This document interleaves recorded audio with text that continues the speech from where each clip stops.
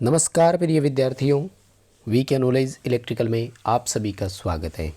Competition exam के paper है दोस्तों, और अगर आप कंपटीशन एग्ज़ाम की तैयारी कर रहे हैं तो ये वीडियो आपके लिए बड़ा इम्पोर्टेंट है। कंप्लीट इस वीडियो को आप लास्ट तक देखना, चाहे आप MPTO की तैयारी कर रहे हो, चाहे आप UPPCL TG2 की, UP आर्विनल TG2 की या DRDO की।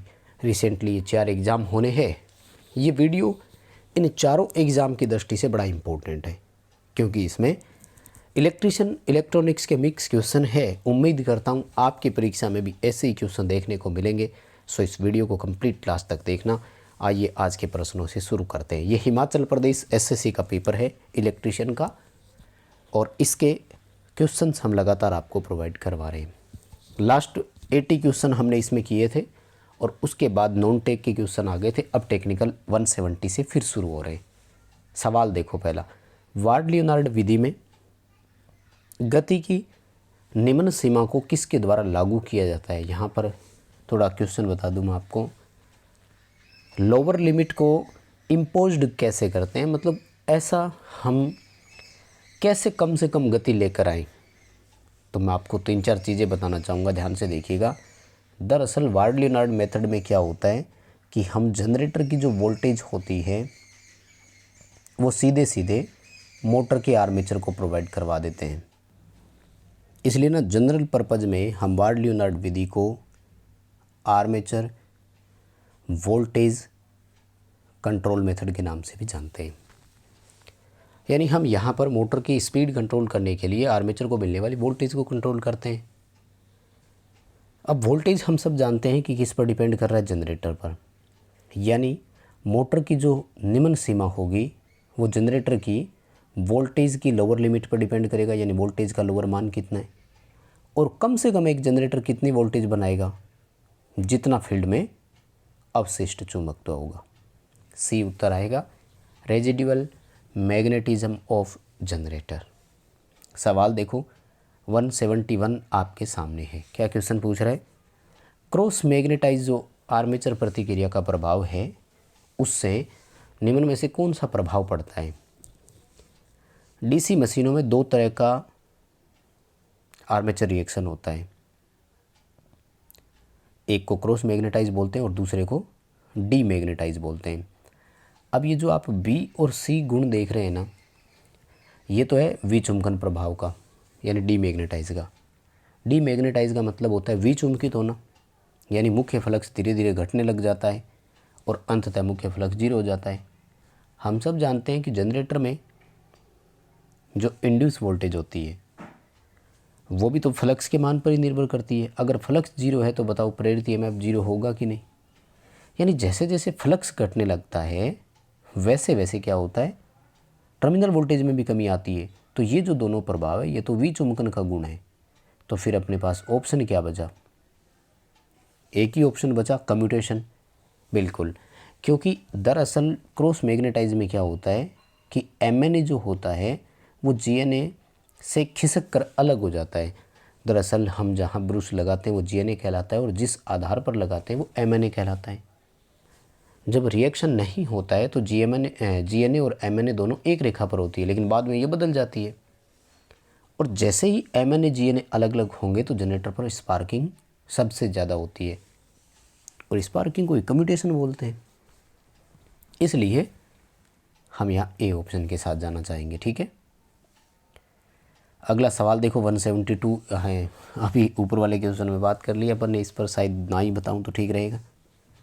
ये कहता है कि स्पार्कलेस कम्यूटेशन, यानी बिना स्पार्किंग के हमें जनरेटर चलाना है, तो ब्रुशेज को हमेशा कहाँ लगाना चाहिए।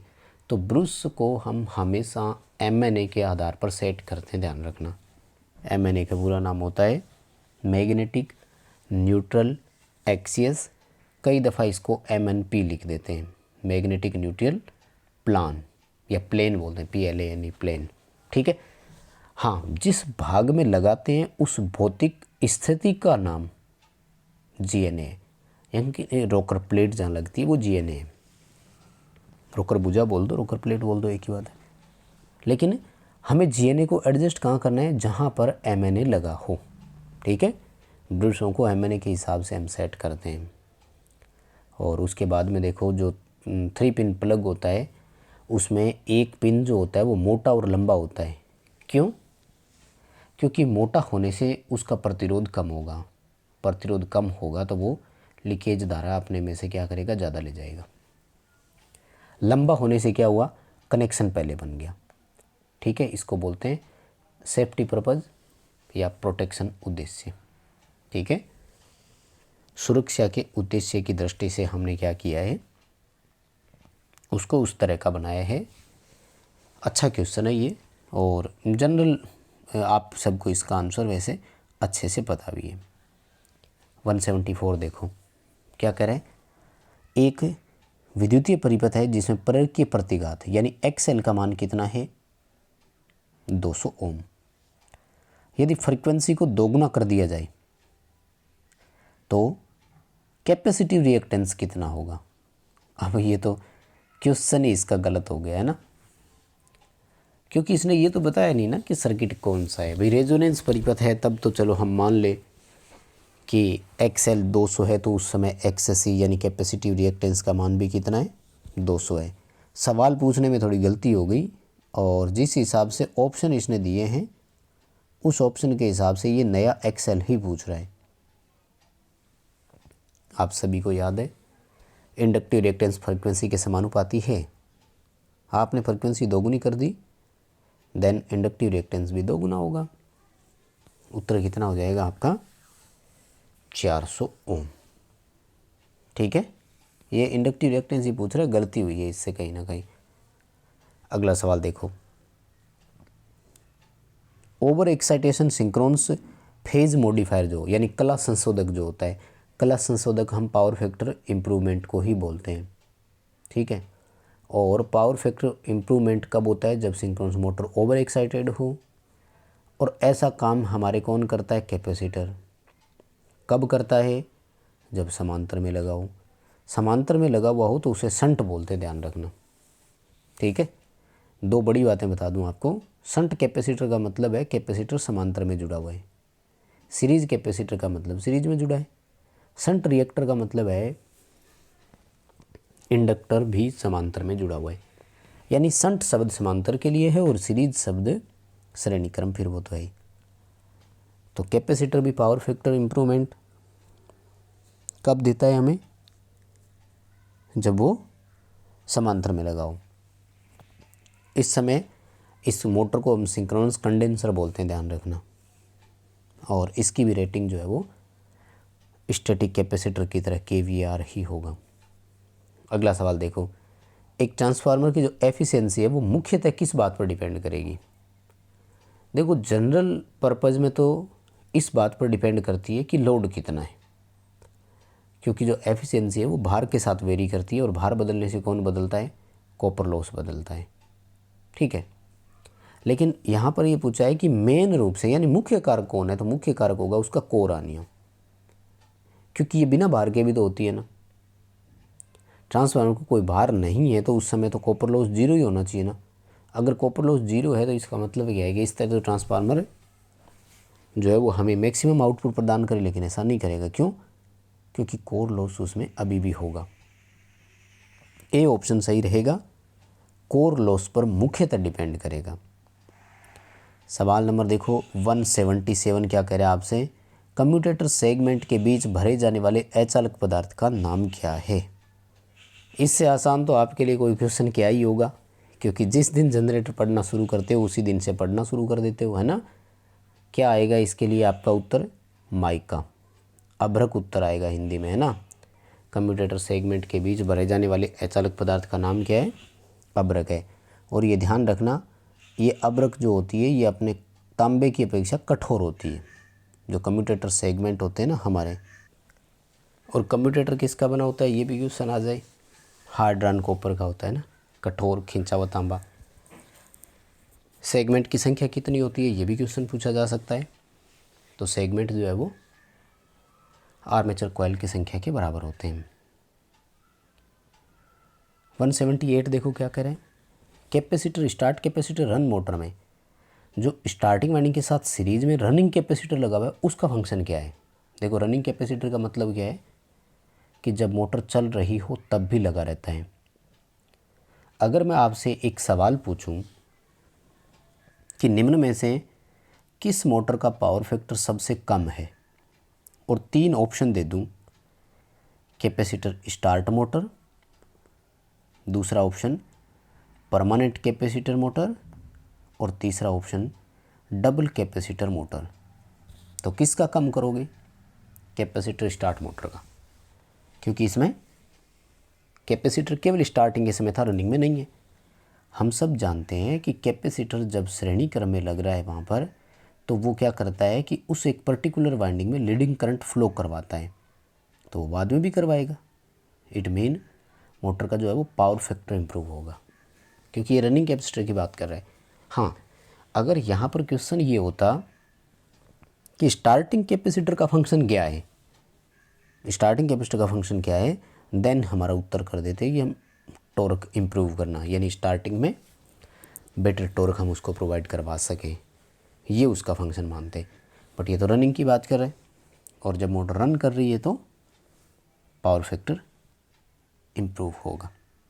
सवाल नंबर 179, स्ट्रेसिस मोटर का रोटर किसका बना होता है? तो ये मैं यूट्यूब की कम्युनिटी टैब में भी डाल चुका हूँ और लगभग 80% बच्चों का उत्तर वहाँ सही भी आया था। क्रोमियम स्टील का बना होता है, और ये आपको ध्यान रखना है कि इसका रोटर हमेशा कठोर होता है और इसका रोटर हाई रेटेंटिविटी वाला यानी उच्च धारणा शक्ति वाला होता है, ताकि इसमें हिस्टैरिसीस हानि अधिक हो, और हिस्टैरिसीस हानि अधिक होगी तो उतना ही टॉर्क अधिक होगा। मोटर का परिचालन जो है वो शोर रहित होता है, यानी बिना शोर के मोटर चलती है। रोटर पर कोई टीथ या कोई दांते नहीं होते हैं, इसलिए रोटर पर कोई किसी प्रकार की वाइंडिंग भी नहीं होती है। उपयोग कहाँ करते हैं मोटर का?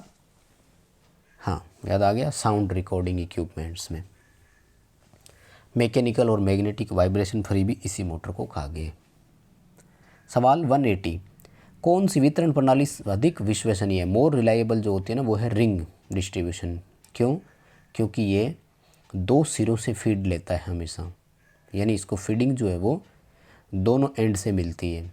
अगर एक एंड से by chance supply system fail भी हो जाता है तो हमें दूसरे सिस्टम से मिलती भी रहती है लगातार। आइए दोस्तों, आज का एक नया क्वेश्चन बताता हूँ। फर्स्ट ऑफ ऑल मुझे कमेंट करके ये ज़रूर बताना कि क्या इस क्वेश्चन का आंसर आपको पहले से आता था या आपने आज सीखा है। मेरे दोस्त, मैं आपसे बहुत उम्मीद रख रहा हूँ कि आप कमेंट करके मुझे ज़रूर बताएंगे, क्योंकि काफ़ी अच्छा क्वेश्चन है। अचानक इजी क्वेश्चन चलते चलते एक नया क्वेश्चन आ गया। कमेंट ज़रूर करना कि हाँ पता था या हाँ आज सीखा है। सवाल देखो क्या है। वो कह रहा है कि ट्रिपल लेयर वाली एक ट्रांसमिशन लाइन है, तो उसमें ACSR चालक जो है उसमें स्ट्रैंड्स की संख्या बताइए। ACSR का मतलब होता है एल्यूमिनियम कंडक्टर स्टील रेनफोर्स्ड, ठीक है। इसमें चालक की संख्या ज्ञात करने के लिए फॉर्मूला होता है, ध्यान से सुनिएगा और इसे कहीं नोट कर लीजिए जहां आप इसे लिख सकें। क्या फॉर्मूला है? 3x² - 3x + 1। ये एक समीकरण है, जैसे द्विघात समीकरण होती है ना अपने मैथमेटिक्स में, सेम वही वाला है। यहाँ x का मतलब लेयर से जुड़ा हुआ होता है, यानी आप कितने परत की बात कर रहे हो। हमारे पास यहाँ इस क्वेश्चन में ऑप्शन क्या दिया हुआ है? हमें 3 लेयर की बात करनी है। 3 लेयर को अगर मैं यहाँ रख देता हूँ तो 3 की स्क्वायर 9 और 9 को 3 से मल्टीप्लाई किया तो 27, माइनस अगर मैं 3 यहाँ रख देता हूँ तो 3 × 3 9 और +1। अब मेरे दोस्त, यहाँ एक चीज़ मैं आपको और क्लियर करना चाहूँगा कि इस इक्वेशन की जो खास बात है ना, वो ये है कि आपको पहले घटाना है और फिर जोड़ना है। ऐसे नहीं कि 9 और 1 10 जोड़ लिया आपने और 27 में से 10 घटा दिया तो उत्तर 17 हो गया, ये नहीं होगा। आपको यहाँ क्या करना है? 27 में से 9 घटाने हैं, 18 बचा ना, इसमें एक और जोड़ना है और उत्तर आएगा 19। ये है इसकी वास्तविक कैलकुलेशन। बहुत अच्छा फॉर्मूला है, बहुत अच्छा क्वेश्चन है। मैं फिर कभी टेस्ट में आपको ये दूंगा, फिर कभी यूट्यूब के कम्युनिटी टैब में ये क्वेश्चन आपको ज़रूर प्रोवाइड करवाऊँगा। आइए अगले क्वेश्चन की तरफ बढ़ते हैं। ACSR का पूरा नाम पूछा है तो ये तो मैंने करवा ही दिया अभी। एल्यूमिनियम कंडक्टर स्टील रेनफोर्स्ड पूरा नाम होता है। और इसमें ध्यान रखना, जैसे यूँ लिख दिया ना 48/7, तो इसका मतलब है कि 48 एल्यूमिनियम के चालक है और 7 जो है वो स्टील के स्ट्रैंड है। ठीक है, इसका भी क्वेश्चन पेपरों में आया हुआ है। RLC पैरेलल सर्किट अगर रेजोनेंट हो जाएगा तो देखो मेरे दोस्त, अनुनाद अगर श्रेणी में हो या समांतर में हो, अनुनादी परिपथों का पावर फैक्टर सदैव इकाई होता है। ऐसे परिपथों में परिपथ का जो करंट वोल्टेज के बीच फेज अंतर है वो 0 होता है। प्रतिघाती शक्ति का मान, परिणामी प्रतिघाती शक्ति का मान 0 होता है, क्योंकि इंडक्टिव पावर जो है वो कैपेसिटिव पावर के इक्वल होती है या बराबर होती है, यूँ समझ लीजिए। अगला सवाल लेड एसिड सेल को लेकर है कि उसका आपेक्षिक घनत्व 1.5 से अगर 1.10 तक आ जाता है तो सेल की कंडीशन क्या है। तो डिस्चार्ज कंडीशन है, कोई किसी को समस्या नहीं है ना। वैल्यू याद तो होगी ना सबको। 1.20 के आसपास अगर है तो ये हाफ चार्ज है, 1.25 से अधिक अगर है तो ये फुल चार्ज कंडीशन है ना। चलिए दोस्तों, इतना ही कर पाएंगे आज की इस वीडियो में। उम्मीद करता हूँ क्वेश्चन पसंद आए होंगे। लाइक वाला बटन दबाइए। चैनल से पहली बार जुड़े हैं तो सब्सक्राइब कर लीजिए। डिस्क्रिप्शन में लिंक दिया हुआ है, हमारा एंड्रॉयड एप्लीकेशन डाउनलोड कीजिए। ये वीडियो अपने दोस्तों को फॉरवर्ड ज़रूर कीजिए।